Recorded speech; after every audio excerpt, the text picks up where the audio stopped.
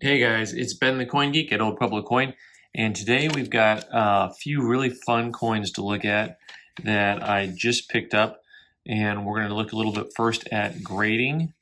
I got two New Morgan dollars in that are really high grade, one with a gentle tone to it, this 1903 in MS67, and then this 1890 98.0 in MS66 Plus, which is mostly a white coin.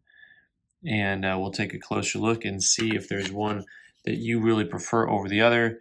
This 1903, one of the things that's hard to tell is when you get a lot of toning on a coin, kind of what the coin looks like under the toning. So we're going to take a close look and you see really how nice and clean that cheek is. Very important on a high grade Morgan to have a really clean cheek. And then you get these open fields. Now the open fields, the toning can hide marks in the open field. And you will see here that these are pretty mark free, nice and smooth all the way around. Now you'll see a little bit of a mark there between underneath the E. So there's some small marks. And the other thing you got to be aware of is sometimes the marks are actually on the case. So this is an older case, and I tried to clean it, but you can see a little schmutz there near where the light is reflecting. So that's on the case. And we're going to look at the back of the coin here, the reverse as it is known. And you'll see again really super clean fields, a gentle tone to it, strong overall look. And what you're seeing is a lack of contact marks. There's a little bit of contact marks in there underneath the wing. But the majority of the open field space, very clean. The eagle is intact, hasn't been shot up or anything. Sometimes you'll see eagles that be pretty beat up.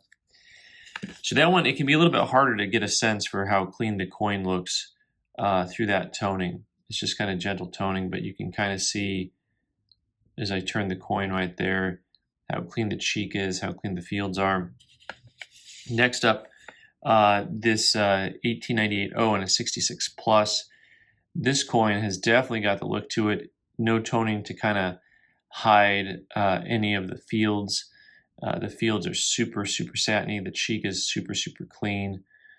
Just a real nice coin overall. This coin, I think, jumps from like $200 to like $1,200 from 6 to 7. So it's got a really big spread. PCGS gave it the infamous plus sign.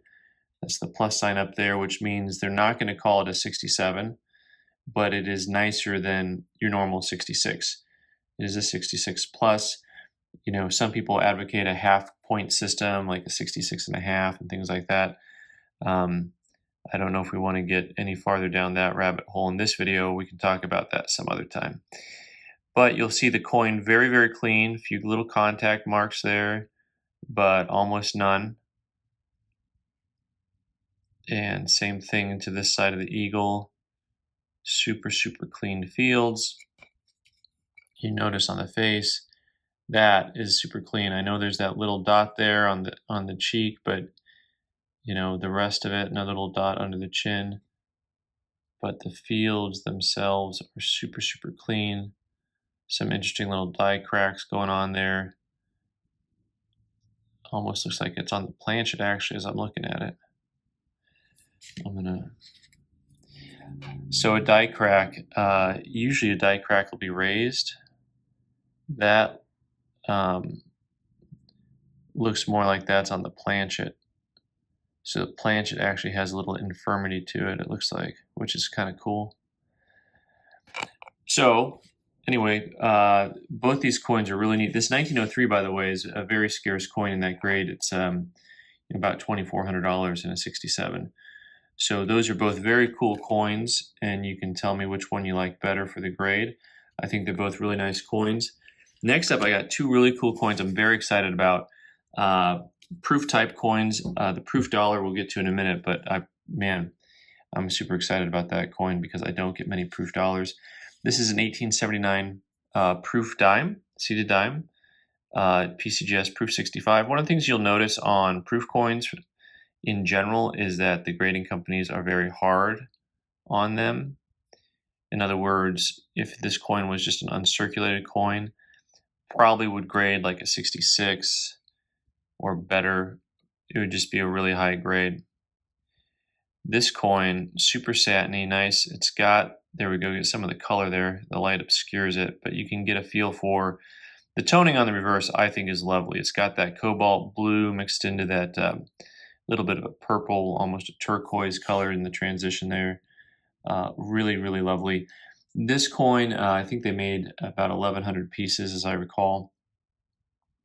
And they're surprisingly not too expensive. I realize that if you buy $20 coins, this is going to be expensive, but for how scarce it is, you know, it's only about a roughly $725 coin. Really a lovely piece.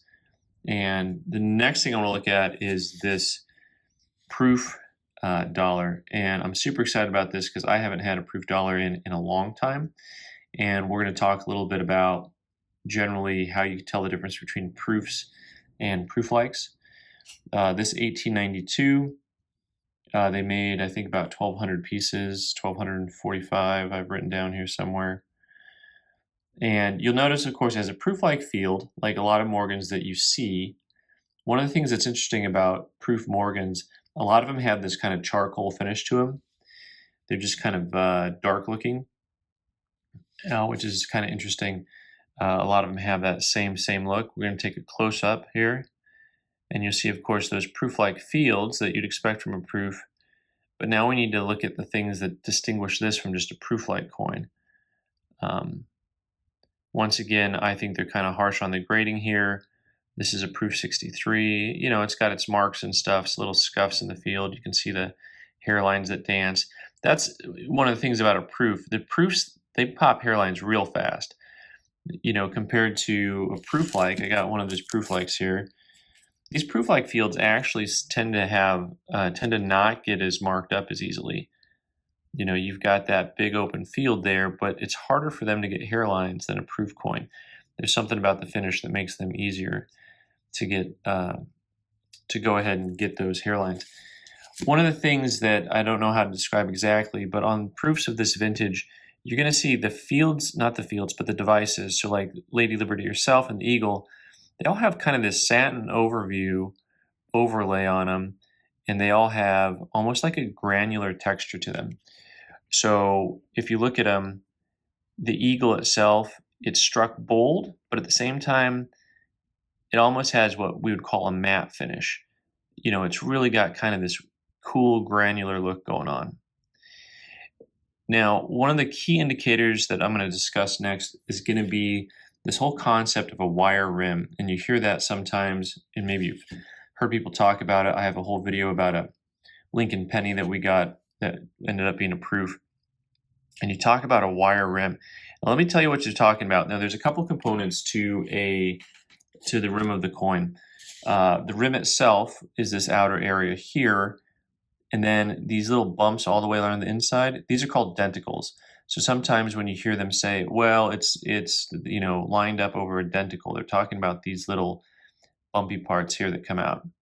Now when they talk about a squared off rim or a wire rim on a proof coin, what they're talking about is, now bear with me because art is one of the only classes I ever failed. All right, I didn't fail it, but whatever. So the edge of the rim on a Morgan, if this is kind of like an angle view to it, is going to come around and be something like this, and then you're going to have like the denticles coming off, and they're going to look something like this. So on a proof, and this goes for the dime as well as this Morgan here, what you're going to have is that these edges here are going to be a lot sharper, as well as that transition to these denticles. The denticles aren't always squared off, but all this is going to be a lot sharper. Where this can be rounded, sometimes these will, the denticles almost just blend in.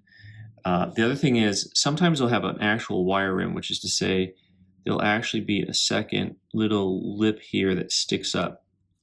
So what you're really looking for is the strong squared instead of this rounded finish. Okay, and so that's kind of what you're looking at. So we're going to look at that on this coin, and we'll look up close. Now you can see the wire rim even if you look to the top part of the rim. and then you can see how strong those denticles are. All right, and we're going to see the same thing on this proof dime. I'm actually going to go, I think, with the 20 power, see if we can get a look here. And you can see it's actually got that wire rim. See how sharp everything is on that and those sharp denticles? Now let's look at the rims on these other Morgans, which are nice coins, well struck, but you can see how the denticles just run right into the edge of the rim on this one. And in different areas, there's a different level of quality to that. They just kind of rub together. Now let's even look at this Prooflike one. And you've got pretty sharp denticles. You look at those denticles and they stand out. Unfortunately, this is the wrong type of holder to see the edge really well. But even then, there's a disparity in quality from the rim to the denticles. And that's really one of those things that you're going to look at. Now, one of these things is it looks a little bit like a wire rim. That's because of the way this PCGS holder is manufactured. It makes it look like the rim is popping up where it meets the rubber, where the rubber meets the road, so to speak. And we'll look at this really nicely struck Morgan here. You can see how nicely struck it is overall. And yet, once again, those denticles, they kind of blend in with the rim. Let's look one more time at the proof. By the way, this proof dollar, these are also what I'd call relatively affordable. It's going to sound like a funny word because at about $3 grand, that's, to me, that's what a car should cost. But, compared to how scarce they are, and, it's not the type of thing that everyone can collect. But if you're going to have just one really cool coin for your collection that is going to be in that price range, I'd really consider getting a proof Morgan in this grade. They actually made these every year of the Morgan, 1878 to 1904, and then again, the 1921 has some different varieties to it. So super excited to show that coin to you and to learn a little bit more about proofs. Thanks so much for watching. I'm Ben the Coin Geek. You can subscribe by clicking on the button in the corner and watch more videos on the right side of the screen. Thanks.